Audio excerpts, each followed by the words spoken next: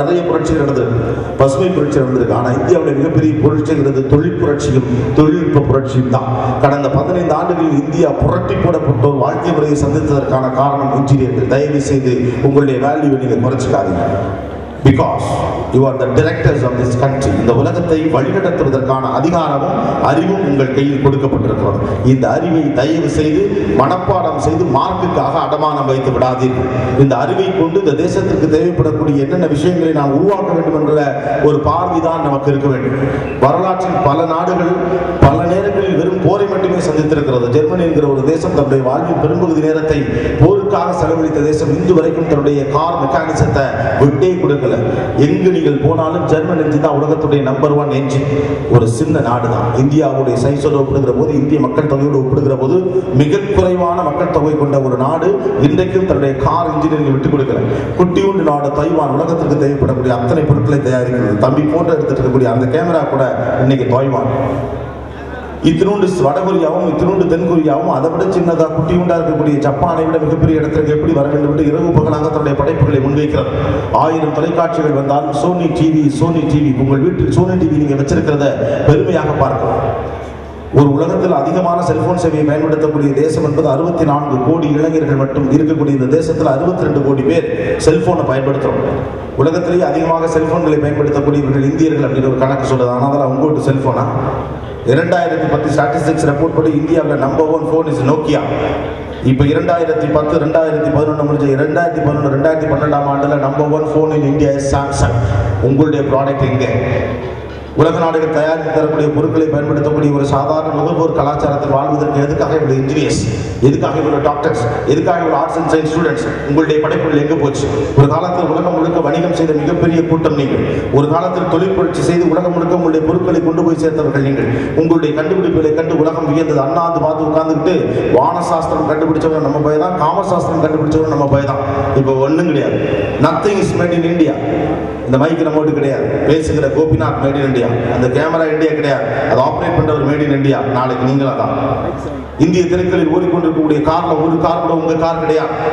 Lower middle கிளாஸுக்கு மட்டும் இந்திய பொருட்கள், மிடில் கிளாஸுக்கு மட்டும் இந்திய பொருட்கள், அப்பர் மிடில் கிளாஸுக்கு உலகத்துடைய BMW ஆடியும்னு எப்படி அங்கே ஏற்றுக்கொண்டீங்களோ, எப்போ உலக நாடுகளை உங்களுக்குள்ள வந்து நீங்க தயாரிங்க நாங்கள் பின்னால் வந்து கைத்தறிக்கிட்டே இருக்கணும் எப்போ ஒத்துக்கிட்டீங்களோ அன்னைக்கு செத்துச்சு இந்தியனுடைய அறிவு.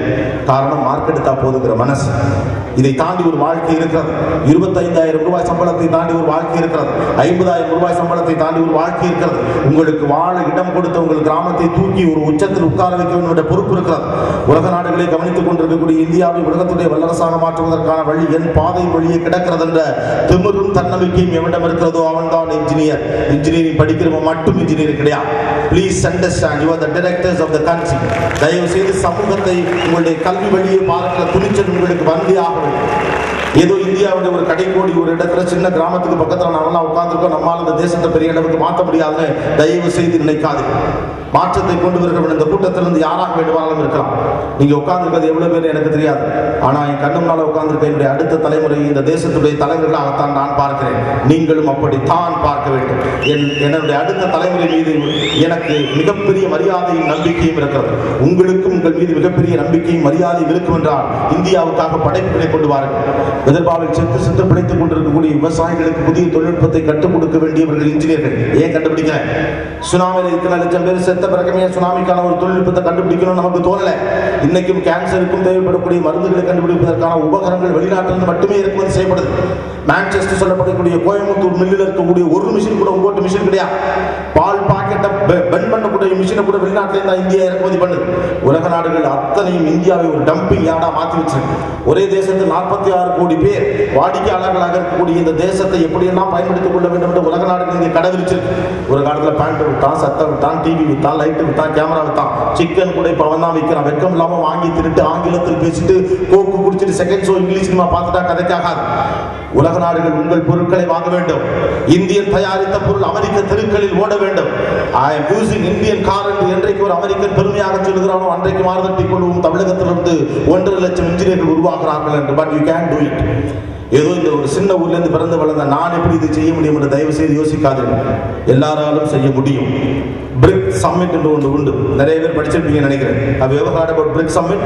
பிரேசில், ரஷ்யா, இந்தியா, சைனா இந்த 4 நாடுகளுக்கு தான் உலகத்தை ஆள்வதற்கான மிகப்பெரிய அதிகாரம் வரப்போகிறது அப்படின்னு சொன்ன அதே நேரத்தில் சைனாவை விட இந்தியாவுக்கு தான் வாய்ப்பு மிக அதிகமாக இருக்கிறது. இன்னும் 10 ஆண்டுகள்ல மிக உயர்ந்த பதவிகள் இருக்கிறவர்களுடைய வயது கூட 35 - 42 தான் இருக்கும். உலகின் இளமையான நாடாக இருக்கக்கூடிய இந்த இந்திய தேசம் உலக நாடுகள்லாம் அவங்கள சொல்லிட்டு, ஆனா எப்படியாவது 72% எடுத்து கஷ்டப்பட்டு காலில் விழுந்து கேம்பஸ் இன்டர்வியூல தேறி 7,000 ரூபாய் சம்பளத்துக்கு இது வரைக்கும் படித்த 12 ஆண்டு படிப்பை அடமான வச்சு எவன் ஏதாவது ஒரு பஸ் ஏறி காலையில் 7 மணிக்கு இப்படியே தூங்கிட்டு ஒரு ஐடி கம்பெனியில் போய் இறங்கி 9 மணிக்கு முடிச்சு சாயந்தரம் 8 மணி வரைக்கும் அங்கே வேலை பார்த்துட்டு திரும்ப உலகம் இருட்டுன பிறகு வீட்டுக்கு வந்து நைட்டெல்லாம் ஏதாவது காமெடி ஃபிலிம் பார்த்துட்டு 2 வருஷத்தில் ஒரே ஒரு தடவை ஆன்சைட் போயிட்டு கையில் 15,000 ரூபா பணத்தை $15,000 கொண்டாந்து பேங்க்கில் டெபாசிட் பண்ணிட்டு முடிஞ்சால் பக்கத்திலே உட்காந்துருக்க பிள்ளையை கரெக்ட் பண்ணி எனக்கு அதுக்கு 30,000 மொத்தம் 60,000 ரூபா சம்பளம்னு வீட்டில் சொல்லி ஒரு கல்யாணத்தை பண்ணி ஊர் தாண்டி ஊரை பக்கத்தில் அரை கிரவுண்டு இடம் வாங்கி கீழே மேலே ரூம் வச்சு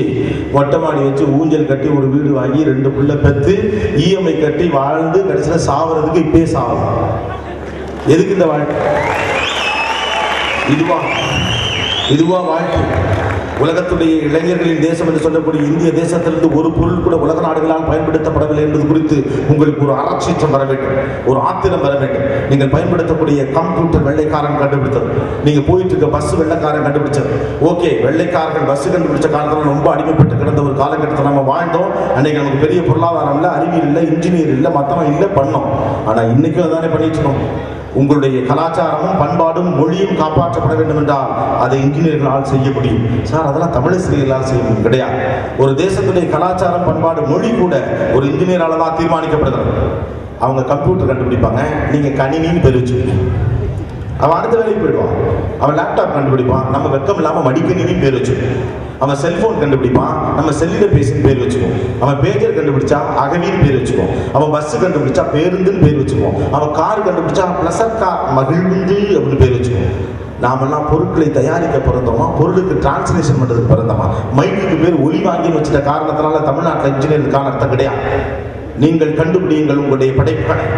உலகத்தின் மிக விலை குறைவான ஒரு கார், ஆனால் உலகத்திலேயே மிக தரமான கார் அது அப்படின்னு ஒரு காரை கண்டுபிடிச்சு கண்ணம்மான்னு உங்க பேரை வைங்க.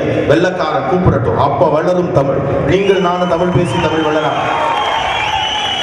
ஒரு இன்ஜினியர் தான் மொழியை வளர்க்க முடியும், ஒரு இன்ஜினியர் தான் ஒரு கலையை வளர்க்க முடியும், ஒரு இன்ஜினியர் தான் பண்பாட்டை வளர்க்க முடியும். உலக நாடுகளில் எங்கெல்லாம் கலையும் பண்பாடும் வளர்ந்து தெளித்திருக்கிறதோ அந்த தேசங்களில் எல்லாம் பொறியாளர்கள் தலை நிமிர்ந்து நடக்கிறார்கள் என்ற அர்த்தம். நீங்கள் விசிறடிப்பதில் எனக்கு எந்த மறுப்பும் கிடையாது. ஆனால் பேரலாக மற்ற சாதாரண மாணவர்களைப் போல் நீங்கள் இருந்துவிடக் கூடாது என்பது குறித்து உங்கள் மீது எனக்கு தீவிரமான கரிசனம் இருக்கிறது. காரணம், உங்களை பற்றி உங்களுடைய சுய மதிப்பீடு எப்போதும் குறைவாகவே இருந்திருக்கிறது. நான் மிகச் சாதாரணமானவர்கள் நீங்கள் தொடர்ந்து நம்பிக்கொண்டே இருக்கிறீர்கள். தயவு செய்து அந்த நம்பிக்கையிலிருந்து வெளியே வாருங்கள்.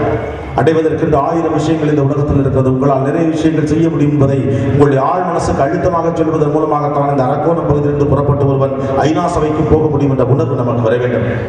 நீங்கள் செய்யவில்லை என்றால் யாராலும் செய்ய முடியாது. கடந்த 50-60 ஆண்டுகளில் நம்முடைய முன்னோர்கள் படாத பாடுபட்டு போட்ட அந்த பாதையில கடந்து வந்து இன்னைக்கு இந்தியா பணக்கார தேசத்தில் ஒன்று. உலகத்திலே அதிகமான பணக்காரர்களை கொண்ட தேசமும் இதுதான். உலகத்திலே 3 வேளை சோறு வழி இல்லாமல் கஷ்டப்பட்டு இருக்கக்கூடிய தேசம் அதுதான். அவனுக்கும் சேர்த்து படிக்க வேண்டிய பொறுப்பை தயவு செய்து நீங்கள் ஏற்றுக்கொள்ளுங்கள். இன்னமும் கூட உங்கள் வயதில் ஒரு பஞ்சர் ஒட்டிக்கிட்டு கடையில் கஷ்டப்பட்டுக்கிட்டு மல்லிகை கடையில் நின்றுட்டு ரோட்டில் மூட்டை தூக்கிட்டு இருக்க அந்த பசங்களுக்காகவும் சேர்த்து படிங்க. தங்கச்சியோட கல்யாணம், அப்பாவுக்கு மருத்துவ செலவு எல்லாத்தையும் தாண்டி நிறைய பொறுப்புகள் இருக்கு. இந்த தேசத்தை வழிநடத்த வேண்டிய பொறுப்பு உங்கள் கையில் இருக்கிறது. உங்கள் கிராமத்தை தூக்கி நிறுத்த வேண்டிய பொறுப்பு உங்கள் கையில் இருக்கிறது. உலகம் முழுக்க இந்திய பொருட்களை கொண்டு போய் சேர்க்க வேண்டிய மிகப்பெரிய பொறுப்பு நமக்கு இருக்கிறது. தயவு செய்து உங்களை சாதாரண மனிதர்களாக, வெறும் இன்ஜினியர்களாக ஒரு வட்டத்திற்குள் சுருக்கி விடாது. வாழ்க்கை அகலமாக பார்ப்பது என்பது ஒரு ஆனந்தமான விஷயம். Have a big picture about life. வாழ்க்கை குறித்த ஒரு மிகப்பெரிய சித்திரம் உங்கள் கண் முன்னால் கொண்டு வரப்பட வேண்டும். நாளை என் தாயையும் தந்தையை நான் ஒரு விமானத்தில் அழைத்துக் கொண்டு போவேன் என்று சொல்லுகிறவர்கள் தயவு செய்து அடுத்த இடத்திற்கு வாருங்கள். நான் நாளை படித்து சம்பாதித்து என் தாயையும் தந்தையும் ஒரு விமானத்தில் அழைத்துக் கொண்டு போவேன் என்று சொன்னது பழைய காலம். நான் நாளை படித்து சம்பாதித்து என்னுடைய படைப்புகள் மூலமாக என்னுடைய தாயையும் தந்தையும் அழைத்து போக என் வீட்டு வாசலில் சொந்தமாக ஒரு விமானம் நிற்கும் என்ற முடிவுக்கு வாருங்கள். அதுதான் that is called the thrill of life. அப்படிப்பட்ட ஒரு சேலஞ்சை என்னால் ஃபேஸ் பண்ண முடியாது. தயவு செய்து நினைக்காது. இதெல்லாம் யாருக்கோ மட்டும் சாத்தியம் நினைத்துக் கொண்டிருந்தவர்கள் கடைசி வரை யாருடைய சாத்தியத்திற்காகவும் காத்திருந்தார்கள். என்னால் அது சாத்தியப்படும் என்று நம்புகிறவனுக்கு மட்டும்தான் வாழ்க்கை அதற்கான வாயிலை திறக்கிறது.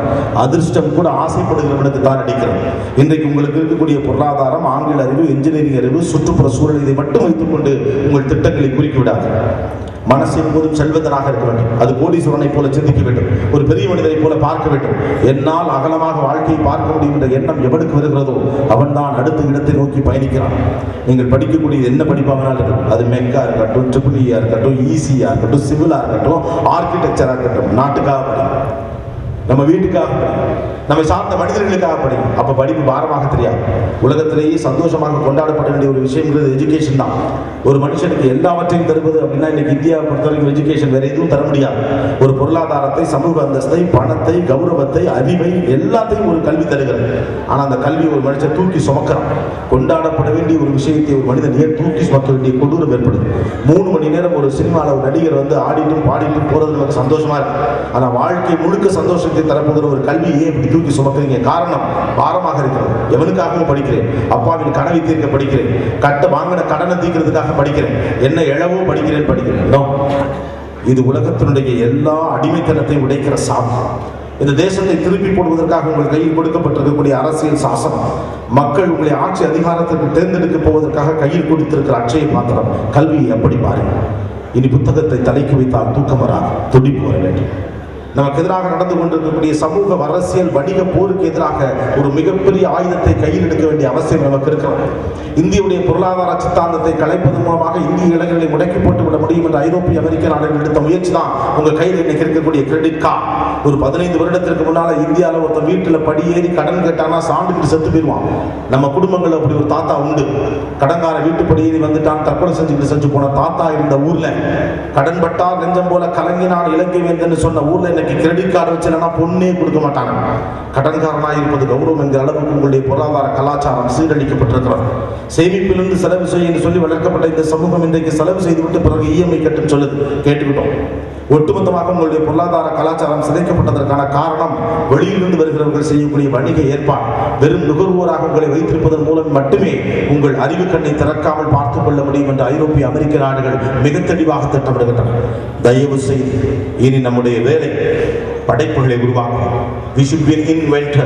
4 வருட படிப்புக்கு பிறகு வெளியே வருகிற ஒவ்வொருவரும் தன்னுடைய பேப்பர் பிரசன்டேஷனோட வெளியில வரும். கையில் அப்பாயின்மெண்ட் ஆர்டர் இருக்கா இல்லையாங்கிறது விஷயமே கிடையாது. வாழ்க்கையில 2 மனுஷன் தான். ஒன்னு படிச்சதை ப்ரொடியூஸ் பண்றது, இன்னொருத்தன் படிச்சதை புரிஞ்சுக்கிட்டு வாழ்க்கையில சிந்திக்கிறது. எவன் சிந்திக்கிறானோ அவன் கோடான கோடி பேரை உருவாக்கும். ஆசையே துன்பங்களுக்கெல்லாம் ஒரு வார்த்தை சொன்னதை வைத்துக் கொண்டு 1000 பேர் இங்கு பேசலாம், 1000 புத்தகங்கள் வரலாம், 10,000 பேப்பர் பிரசன்ட் பண்ணப்படலாம். ஆனா முதலாக ஆசையே துன்பங்களுக்கெல்லாம் காரணம் ஒருத்தர் சிந்திச்சான். அந்த சிந்தனை தான் இன்னைக்கு கோடிக்கணக்கான மனிதர்களை யோசிக்க வைக்கிறது. அப்படிப்பட்ட ஒரு சிந்தனையை இந்த கல்வி அறிவு உருவாக்கும்.